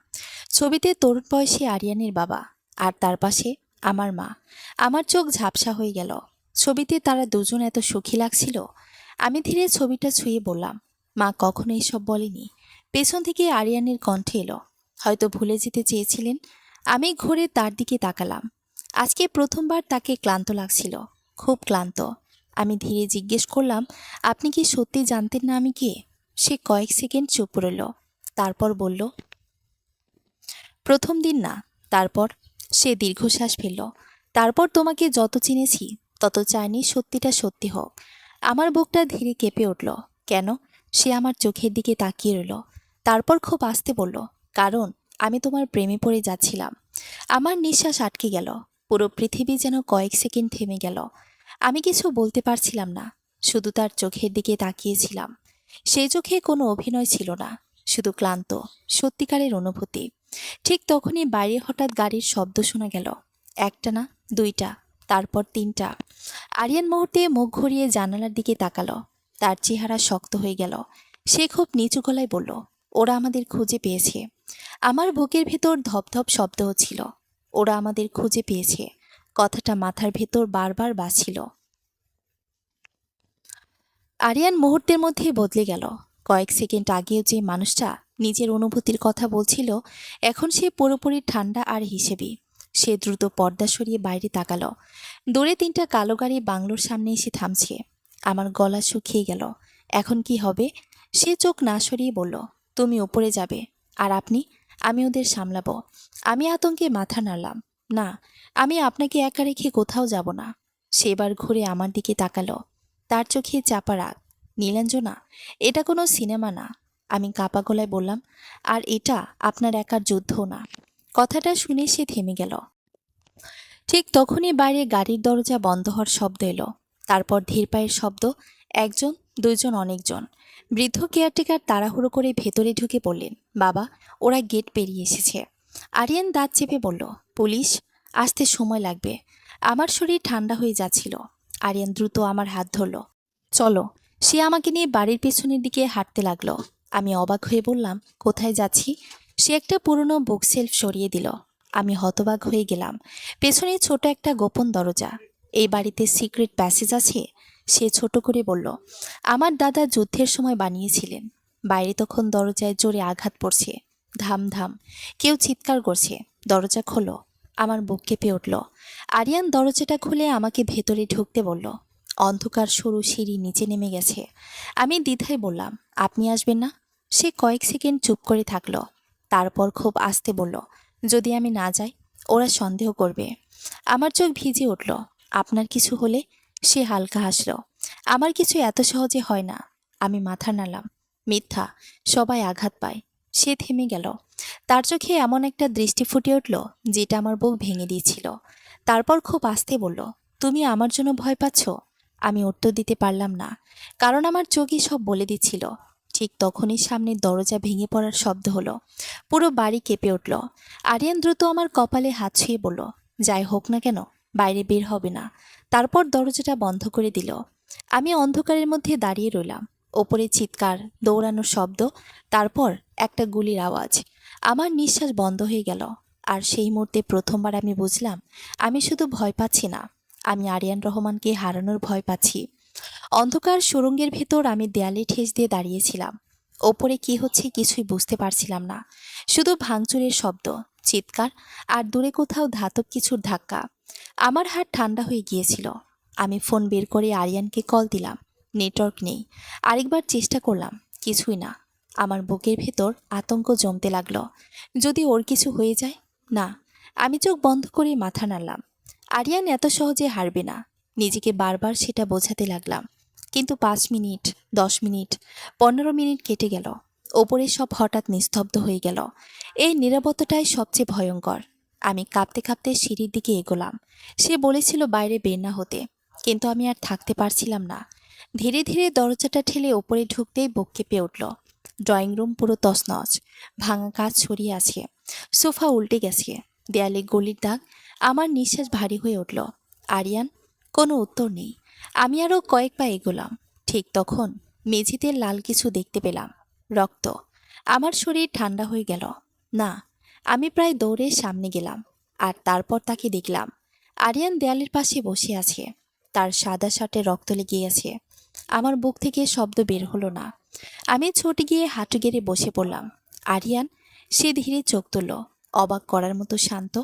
তুমি বাইরে এসেছো কেন? আমার চোখ দিয়ে পানি গড়িয়ে পড়ছিল। আপনি গুলিবিদ্ধ হয়েছেন। সে নিচে তাকিয়ে তেতো হেসে বলল, শুধু হাতে লেগেছে। আমি কাপা হাতে তার বাহু চেপে ধরলাম। রক্ত বের হচ্ছিল। আমার হাত পুরো লাল হয়ে গেল। হাসপাতালে যেতে হবে। সে মাথা নাড়ল। এখন না। আপনি পাগল নাকি? সে চারপাশে তাকিয়ে নিচু গলায় বলল, ওরা এখনো আশেপাশে থাকতে পারে। আমার বুক কেঁপে উঠল। ওরা কারা? সে কয়েক সেকেন্ড চুপ করে থাকলো। তারপর ধীরে বলল, আমার চাচা একা না। আমি ভ্রুকুচকে তাকালাম। মানে? সে খুব আস্তে বলল, রহমান গ্রুপের বোর্ডের কয়েকজনও জড়িত। আমার মাথা ঝিমঝিম করতে লাগলো। কিন্তু কেন? সে আমার চোখের দিকে তাকালো। কারণ তুমি বেঁচে থাকলে অনেক কিছু বদলে যাবে। আমি হতবাক হয়ে বললাম, আমি তো কিছুই চাই না। সে তিক্ত হেসে উঠল। ক্ষমতা কখনো মানুষকে বিশ্বাস করে না। আমি তার ক্ষত চেপে ধরে বললাম, চুপ করুন, কথা কম বলুন। সে আমার দিকে তাকিয়ে রইল। তারপর খুব আস্তে বলল, তুমি কাঁদছো? আমি বিরক্ত হয়ে চোখ মুছলাম। কারণ আপনি জেদি। সে দুর্বল হেসে বলল, তাহলে ভালো। এখন রাগ করছো? আমার বুকটা মোচড় দিয়ে উঠল। এই অবস্থাতেও সে আমাকে শান্ত করার চেষ্টা করছে। ঠিক তখনই বাইরে পুলিশের সাইরেন শোনা গেল। আমি স্বস্তির নিঃশ্বাস ফেললাম। পুলিশ এসেছে। কিন্তু আরিয়ানের মুখ আরো গম্ভীর হয়ে গেল। সে হঠাৎ আমার হাত শক্ত করে ধরল। নীলাঞ্জনা, মন দিয়ে শোনো। আমি ভয় পেয়ে বললাম, কি হয়েছে? সে খুব নিচু গলায় বলল, পুলিশের সবাইকে বিশ্বাস করবে না। আমার শরীর শিউরে উঠল। কি? সে দাঁত চেপে বলল, এই খেলাটা তোমার ভাবনার চেয়ে বড়। ঠিক তখনই সামনের দরজায় ভারী বুটের শব্দ শোনা গেল। আর সঙ্গে সঙ্গে একটা কড়া কণ্ঠ ভেসে এলো, কেউ নড়বেন না। আমি ভয় পেয়ে আরিয়ানের সামনে দাঁড়িয়ে গেলাম। সামনের দরজাতে কয়েকজন পুলিশ ভেতরে ঢুকেছে। টর্চের তীব্র আলো সরাসরি আমাদের মুখে এসে পড়ল। একজন অফিসার গম্ভীর গলায় বললেন, হাত ওপরে তুলুন। আমি কাপা গলায় বললাম, উনি আহত। প্লিজ আগে অ্যাম্বুলেন্স ডাকুন। লোকটা কয়েক সেকেন্ড আরিয়ানের দিকে তাকিয়ে রইল। তারপর ধীরে ধীরে এগিয়ে এলো। আমি বুঝতে পারছিলাম না কেন, কিন্তু তার চোখের দৃষ্টি আমার ভালো লাগছিল না। আরিয়ান খুব আস্তে বলল, নীলাঞ্জনা, পিছিয়ে যাও। আমি তাকালাম। তার চোয়াল শক্ত। মানে কিছু একটা ভুল। অফিসারটা নিচু হয়ে আরিয়ানের ক্ষত দেখার ভান করল। তারপর এত আস্তে বলল যে শুধু আমরা দুজন শুনতে পেলাম, আপনার বাবার মতো ভুল আপনিও করলেন, মিস্টার রহমান। আমার বুক ধক করে উঠল। আরিয়ানের চোখ মুহূর্তেই বরফের মতো ঠান্ডা হয়ে গেল। পরের ঘটনাটা এত দ্রুত ঘটল যে আমি কিছু বুঝে ওঠার আগে সে আমাকে জোরে নিজের দিকে টেনে নিল। ধাম, গুলির শব্দ। আমি চিৎকার করে উঠলাম। পুলিশ অফিসারের হাতে বন্দুক। সে সত্যি গুলি করেছে। আরিয়ান দাঁত চেপে আমাকে আড়াল করে রেখেছে। তার আহত হাত থেকে আবার রক্ত বের হতে শুরু করেছে। চারপাশে বিশৃঙ্খলা ছড়িয়ে গেল। অন্য পুলিশরা চিৎকার করছে। কেউ বন্দুক তাক করেছে, কেউ ওই অফিসারটাকে ধরতে দৌড়েছে। লোকটা পালানোর চেষ্টা করতেই বাইরে থেকে আরো কয়েকজন সিকিউরিটি ঢুকে তাকে মাটিতে ফেলে দিল। আমি কাঁপতে কাঁপতে আরিয়ানের দিকে তাকালাম। আপনি ঠিক আছেন? সে কয়েক সেকেন্ড চোখ বন্ধ করে শ্বাস নিল। তারপর খুব আস্তে বলল, তোমার কিছু হয়নি তো? আমার চোখ ভিজে উঠল। এই মানুষটা নিজের কথা না ভেবে এখনো আমার কথা ভাবছে। একজন আসল সিনিয়র অফিসার দ্রুত এগিয়ে এলেন। মাঝবয়সী, কঠিন চেহারা। তিনি পরিস্থিতি দেখে গর্জে উঠলেন, ওই লোকটাকে হ্যান্ডকাপ পরাও। তারপর আমাদের দিকে তাকিয়ে বললেন, আমি ডেপুটি কমিশনার ফারহান কবির। আমি কিছু বলার আগেই তিনি নিচু গলায় বললেন, মিস্টার রহমান, আপনার সন্দেহ ঠিক ছিল। আরিয়ান ঠান্ডা গলায় বলল, আমি জানতাম ওরা পুলিশের লোক ঢুকিয়েছে। আমার মাথা ঘুরছিল। আমি বুঝতে পারছিলাম না কাকে বিশ্বাস করব। ফারহান সাহেব আমাদের দিকে তাকিয়ে বললেন, এখনই আপনাদেরকে নিরাপদ জায়গায় নিতে হবে। আমি তাড়াতাড়ি বললাম, হাসপাতাল। তিনি মাথা নাড়লেন। অ্যাম্বুলেন্স পথে আছে। ঠিক তখন মাটিতে পড়ে থাকা সে ভুয়া অফিসারটা হঠাৎ হেসে উঠল। ভয়ঙ্কর ঠান্ডা একটা হাসি। সে আমার দিকে তাকিয়ে বলল, তুমি জানোই না তোমার মা আসলে কি ছিল। আমার বুক কেঁপে উঠল। কি বলতে চাইছেন? লোকটা রক্তমাখা ঠোঁট দিয়ে হাসল। তোমার মা কোনো নির্দোষ প্রেমিকা ছিল না। চুপ করো, আরিয়ান গর্জে উঠল। কিন্তু লোকটা থামল না। সে ধীরে ধীরে বলল, মেহেরিন রহমান পরিবারের একটা গোপন ফাইল চুরি করেছিল। আমার নিঃশ্বাস আটকে গেল। কি? লোকটা এবার হেসে উঠল। আর সেই ফাইলের জন্যই তাকে মরতে হয়েছিল। পুরো পৃথিবী যেন থেমে গেল। আমি জমে গেলাম। কারণ ছোটবেলা থেকে আমি জানতাম আমার মা অসুস্থ হয়ে মারা গেছেন। তাহলে তাহলে কি সেটাও মিথ্যা? অ্যাম্বুলেন্সের ভেতরে বসেও আমার হাত কাঁপছিল। সাইরেনের শব্দ কানে বাজছিল, কিন্তু আমার মাথায় শুধু একটাই কথা ঘুরছিল, মেহেরিনকে মরতে হয়েছিল। আমি ধীরে আরিয়ানের দিকে তাকালাম। তার হাতে ব্যান্ডেজ করা হচ্ছে। রক্তে ভেজা সাদা শার্টটা এখনো পুরো বদলানো হয়নি, তবু তার চোখ আমার দিকেই। সে নিচু গলায় বলল, ওর কথা বিশ্বাস করো না। আমি ফিসফিস করে বললাম, মা কি সত্যি খুন হয়েছিল? প্রশ্নটা শুনে সে থেমে গেল, আর সেই নীরবতায় আমাকে আরো ভয় পাইয়ে দিল। আমি কাপা গলায় বললাম, আপনি কিছু জানেন? সে চোখ বন্ধ করলো কয়েক সেকেন্ডের জন্য, তারপর ধীরে বলল, আমি পুরো সত্য জানি না, কিন্তু কিছু জানেন? সে এবার আমার চোখের দিকে তাকালো। ছোটবেলায় একবার বাবাকে আর চাচাদের ঝগড়া করতে শুনেছিলাম। আমার নিঃশ্বাস ভারী হয়ে উঠল। কিসের ঝগড়া? সে নিচু গলায় বলল, একটা ফাইল নিয়ে। আমি স্থির হয়ে গেলাম। ঠিক তখন ফারহান কবির অ্যাম্বুলেন্সে উঠে এলেন। আমি দরজা বন্ধ করে বললেন, মিডিয়াকে আপাতত দূরে রাখা গেছে। তারপর আমার দিকে তাকিয়ে থেমে গেলেন। মনে হচ্ছিল তিনি কিছু ভাবছেন। আমি ধীরে বললাম, আপনি কিছু বলতে চান? তিনি দীর্ঘশ্বাস ফেললেন। আপনার মা সম্পর্কে আমি কিছু তথ্য পেয়েছি। আমার বুক কেঁপে উঠল। কি তথ্য? ফারহান সাহেব কয়েক সেকেন্ড চুপ করে বললেন, মেহেরিন রহমান গ্রুপের ফিন্যান্স ডিপার্টমেন্টে কাজ করতেন। আমি হতবাক হয়ে গেলাম। অসম্ভব, মা তো কখনো বলেনি। তিনি মাথা নাড়লেন, কারণ তার পরিচয় গোপন রাখা হয়েছিল। আমি বুঝতে পারছিলাম না কি হচ্ছে। আমার মা তাহলে শুধু গ্রামের সাধারণ নারী ছিলেন না? ফারহান সাহেব বললেন, 20 বছর আগে রহমান গ্রুপের বিরুদ্ধে বড় ধরনের মানি লন্ডারিং আর অবৈধ অস্ত্র ব্যবসার অভিযোগ উঠেছিল। আমার শরীর ঠান্ডা হয়ে গেল। আরিয়ান দাঁত চেপে বলল, চাচারা? ফারহান মাথা নাড়লেন। প্রমাণ হঠাৎ গায়েব হয়ে যায়, আর কয়েক মাস পর মেহেরিন নিখোঁজ হন।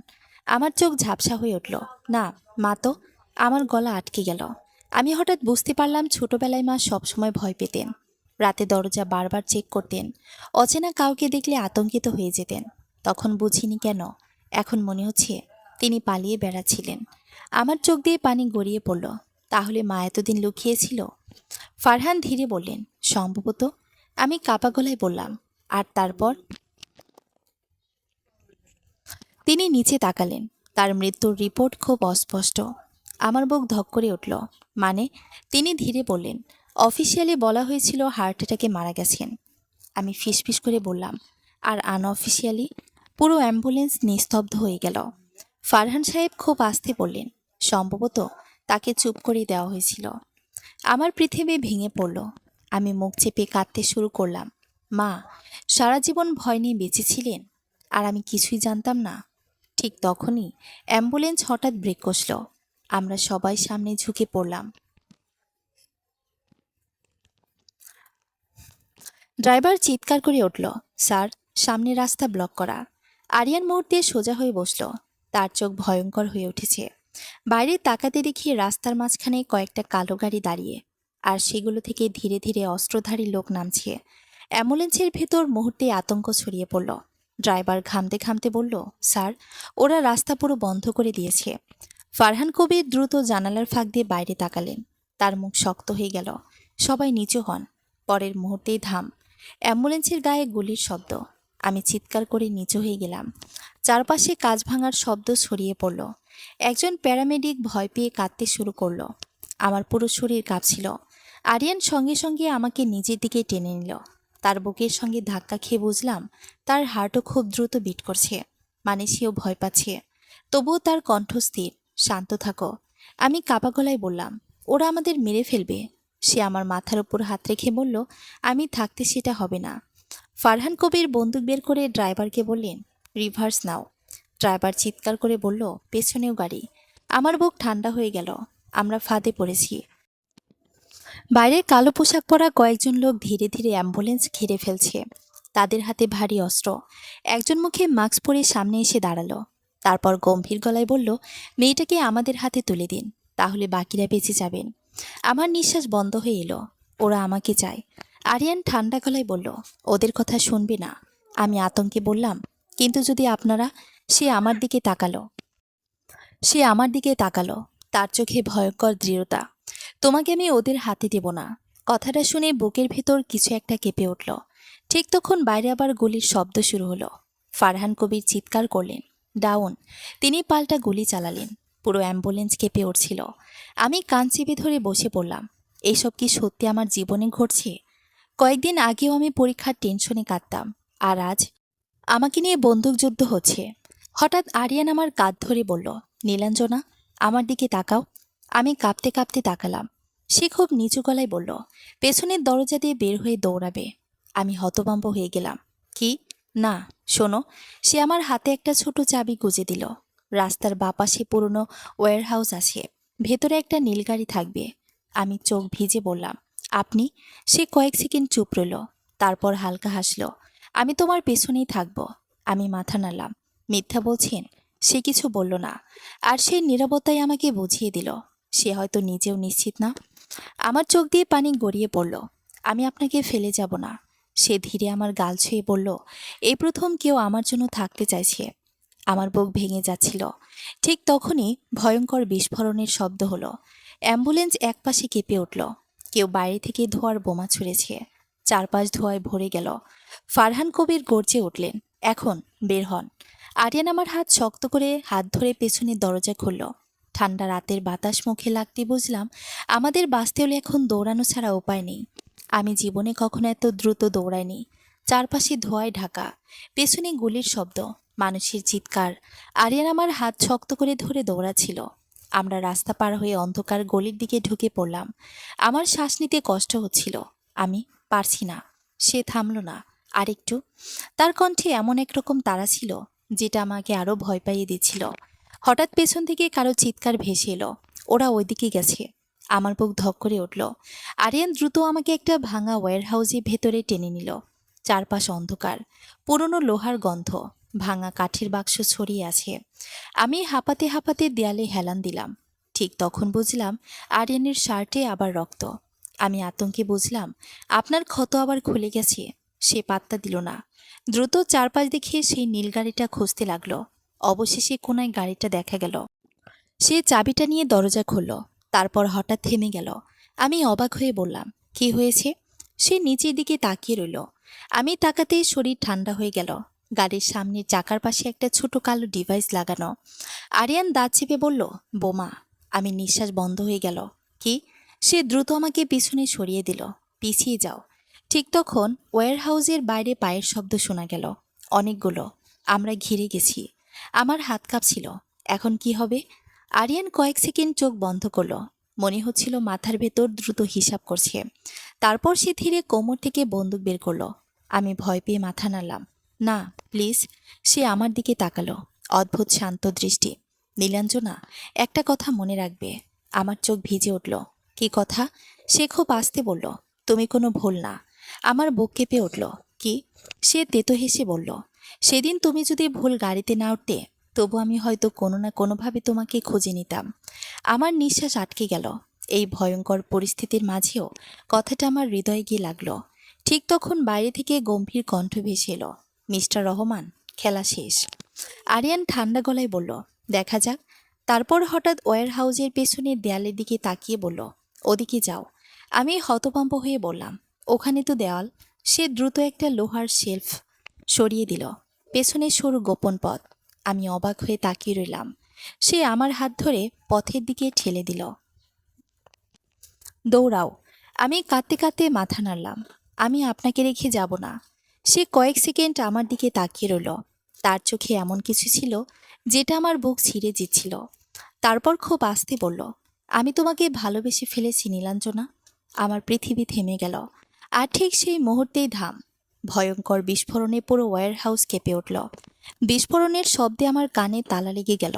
চারপাশ আগুন আর ধোঁয়ায় ভরে উঠেছে। আমি মাটিতে পড়ে গিয়েছিলাম। মাথা ঝিমঝিম করছিল।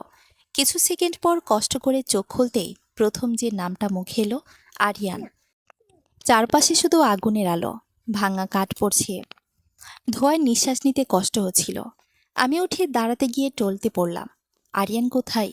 হঠাৎ শক্ত একটা হাত আমার কবজি টেনে ধরল। আমি চমকে উঠলাম। আরিয়ান।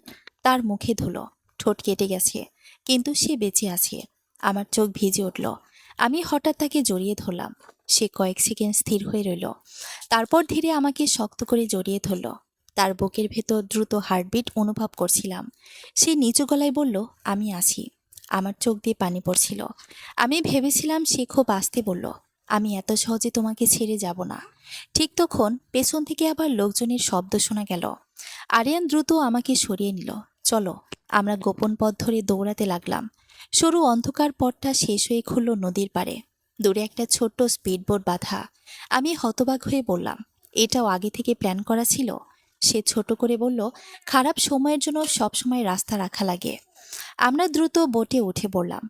ইঞ্জিন চালু হতেই বোট নদীর অন্ধকার কেটে এগিয়ে গেল। ঢাকার আলো ধীরে ধীরে দূরে সরে যাচ্ছিল। আমি ক্লান্ত হয়ে বসে পড়লাম।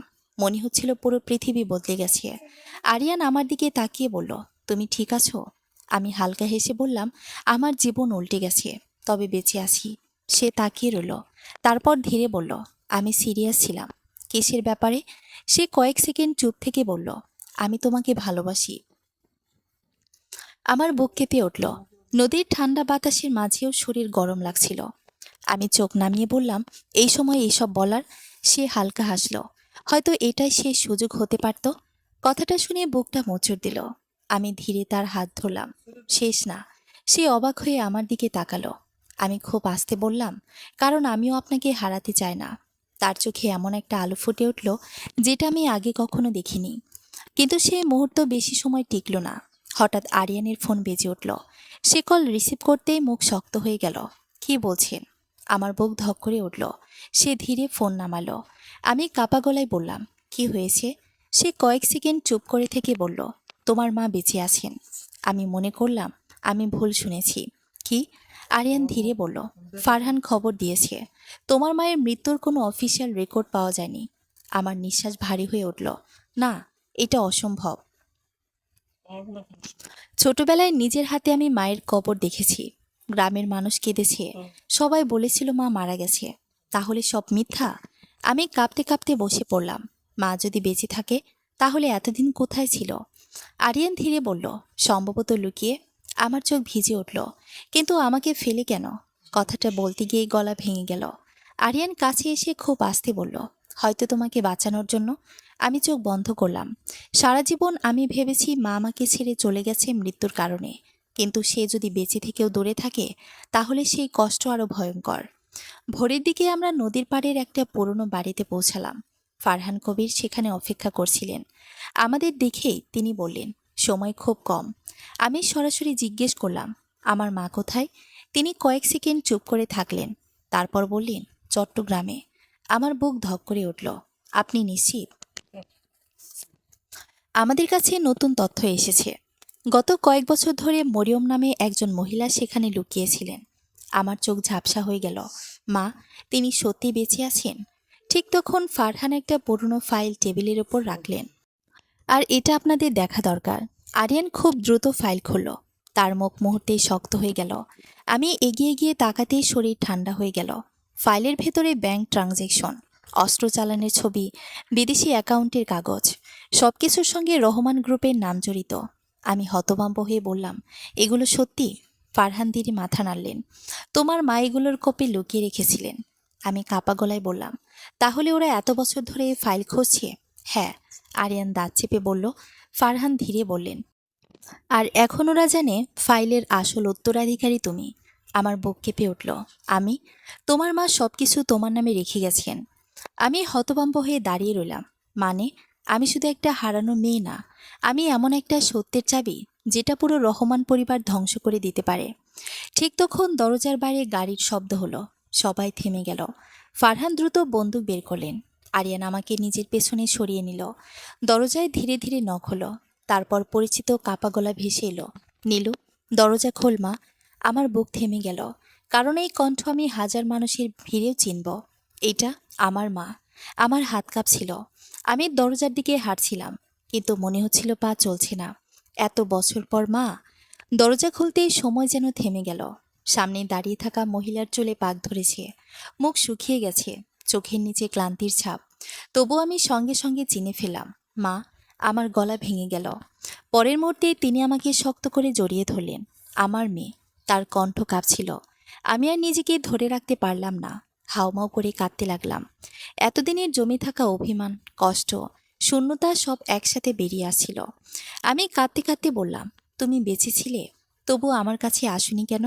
মা চোখ মুছলেন, তারপর কাপা গলায় বললেন, কারণ আমি জানতাম যেদিন ওরা জানবে তুমি বেঁচে আছো, সেদিন তুমিও বিপদে পড়ে যাবে। আমি হতভম্ব হয়ে তাকালাম। তিনি ধীরে সোফায় বসলেন। মনে হচ্ছিল বহু বছর পালিয়ে বেড়ানো একজন ক্লান্ত মানুষ। ফারহান নিচু গলায় বললেন, এখন সব সত্য বলার সময়। মা চোখ বন্ধ করলেন কয়েক সেকেন্ড, তারপর বলতে শুরু করলেন, আরিয়ানের বাবা আদনান রহমান খুব ভালো মানুষ ছিলেন।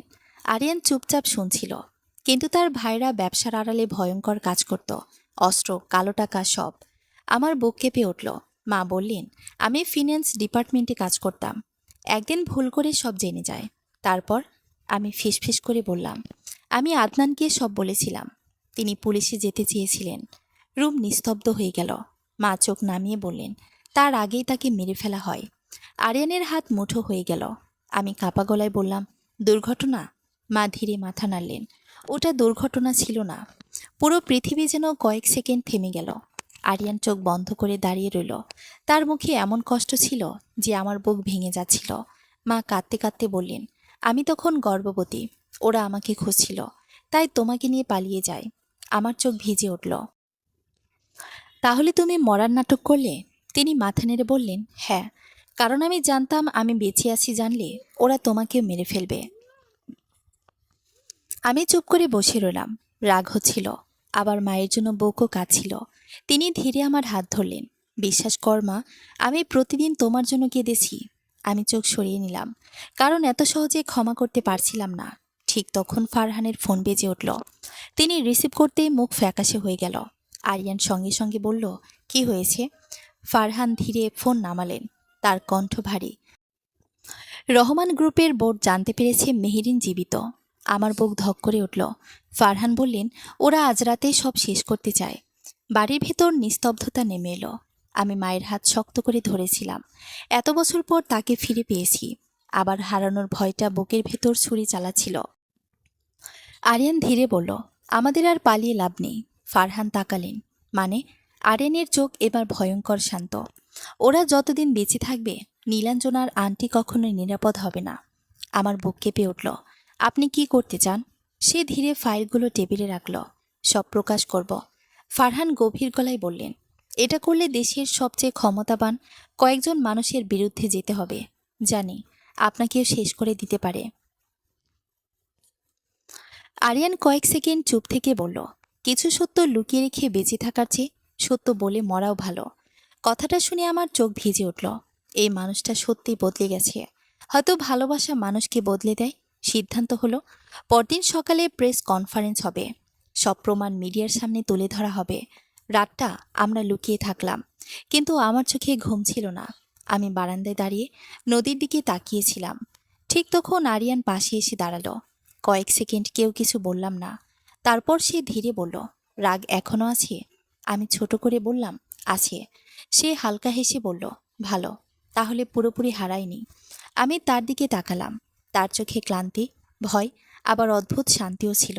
আমি ধীরে বললাম, আপনি যদি সেদিন আমাকে গাড়িতে উঠতে না দিতেন। সে কথার মাঝখানে বলল, তাহলে আমার জীবনটা এখনো ফাঁকা থাকতো। আমার বুকটা কেঁপে উঠল। আমি চোখ নামিয়ে বললাম, আমি ভয় পাচ্ছি। সে খুব আস্তে আমার হাত ধরল। আমিও। আমি অবাক হয়ে তাকালাম। সে হেসে বলল, সাহসী মানুষও ভয় পায়, শুধু কাউকে দেখায় না। কথাটা শুনে আমার ঠোঁটে ছোট্ট হাসি ফুটে উঠল। হয়তো এত ঝড়ের মাঝেও এই মানুষটার সঙ্গে থাকলে আমি টিকে যেতে পারবো। ঠিক তখন দূরে হঠাৎ গাড়ির শব্দ শোনা গেল। অনেকগুলো গাড়ি। আমাদের সবার মুখ শক্ত হয়ে গেল। ফারহান দ্রুত জানালার পাশে গিয়ে তাকালেন, তারপর গালি দিলেন, ওরা এখানে? সবকিছুর মুহূর্তে বিশৃঙ্খল হয়ে গেল। সিকিউরিটি বন্দুক নিয়ে দৌড়াচ্ছে। মা আতঙ্কে আমার হাত চেপে ধরলেন। আরিয়ান ঠান্ডা গলায় বলল, আজ শেষ হবে। বাইরে গুলির শব্দ শুরু হয়ে গেছে। ফারহান চিৎকার করলেন, ব্যাকডোর দিয়ে বের হন। কিন্তু ঠিক তখনই সামনের দরজায় বিস্ফোরণে উড়ে গেল। ধোঁয়ার ভেতর দিয়ে ধীরে ধীরে একজন মানুষ ভেতরে ঢুকল। কালো স্যুট, ঠান্ডা চোখ। আরিয়ান দাঁত চেপে বলল, চাচা। লোকটা ধীরে হাসল, তারপর আমার দিকে তাকিয়ে বলল, তোমার বাবার মতোই একগুঁয়ে তুমি। পুরো রুম নিস্তব্ধ, শুধু বাইরে গুলির শব্দ। আমি স্থির হয়ে দাঁড়িয়েছিলাম। সামনে দাঁড়িয়ে থাকা মানুষটা সাইফ রহমান, আরিয়ানের চাচা। তার চোখে কোনো ভয় নেই, কোনো অনুশোচনাও নেই, শুধু ঠান্ডা নিষ্ঠুরতা। তিনি ধীরে ধীরে হাঁটতে হাঁটতে বললেন, 20 বছর আগে একটা ভুল হয়েছিল, আজ সেটা ঠিক করতে এসেছি। মা কাপা গলায় বললেন, তুমি আদনানকে মেরেছিলে। লোকটা হালকা হাসল, সে খুব আবেগী ছিল। আমার বুকের ভেতর রাগ আগুনের মতো ছড়িয়ে পড়ল। একজন মানুষ নিজের ভাইকে মেরে এত শান্ত থাকতে পারে? আরিয়ান সামনে এগিয়ে গেল। সব শেষ চাচা? না। সাইফ রহমান ধীরে মাথা নাড়লেন। শেষ তখনই হবে যখন ওই ফাইল আর তোমরা থাকবে না। তার হাত ধীরে বন্দুকের দিকে গেল। মুহূর্তে ফারহান চিৎকার করে বললেন, গান ডাউন। পরে কয়েক সেকেন্ডে সবকিছু একসাথে ঘটল। গুলির শব্দ, চিৎকার, ভাঙা কাজ। আমি শুধু দেখলাম আরিয়ান হঠাৎ আমার সামনে এসে দাঁড়িয়েছে। ধাম! তার শরীর কেঁপে উঠল। আমার বুক থেমে গেল। আরিয়ান? সে গুলি খেয়েছে। আমি তাকে ধরে মাটিতে বসে পড়লাম। চারপাশ ঝাপসা হয়ে যাচ্ছিল। ফারহান আর সিকিউরিটি সাইফ রহমানকে ধরে ফেলেছে, কিন্তু আমি কিছুই দেখতে পাচ্ছিলাম না, শুধু আরিয়ানের রক্ত। আমার হাত কাঁপছিল। না না, প্লিজ। আরিয়ান কষ্ট করে চোখ খুলল। তার ঠোঁটে হালকা হাসি। তুমি ঠিক আছো? আমার চোখ দিয়ে পানি থামছিল না। আপনি কথা বলবেন না? সে খুব আস্তে বলল, আমি তো বলেছিলাম তোমাকে কিছু হতে দেব না। আমি কাঁদতে কাঁদতে তার মুখ ছুঁয়ে বললাম, চুপ করুন প্লিজ। মা কাঁদছিলেন। ফারহান দ্রুত অ্যাম্বুলেন্স ডাকছিলেন। পুরো পৃথিবী এলোমেলো হয়ে যাচ্ছিল। আরিয়ান ধীরে আমার হাত চেপে ধরল। নীলাঞ্জনা? আমি মাথা নাড়লাম। না, কিছু হবে না আপনার। সে খুব কষ্টে বলল, একটা কথা বলবে? আমি চোখ মুছলাম। কি? তার ঠোঁটে দুর্বল হাসি ফুটল। সেদিন ভুল গাড়িতে উঠেছিলে বলে আফসোস হয়? আমার বুক ভেঙে গেল। আমি কাঁদতে কাঁদতে মাথা নাড়লাম। না। তার হাত শক্ত করে ধরে বললাম, কারণ ওই ভুলটাই আমার জীবনের সবচেয়ে সুন্দর ঘটনা ছিল। তার চোখ ধীরে বন্ধ হয়ে এলো।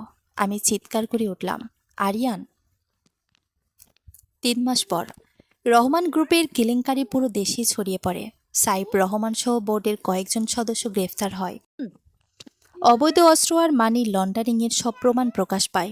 মা অবশেষে স্বাভাবিক জীবনে ফিরতে শুরু করেছেন।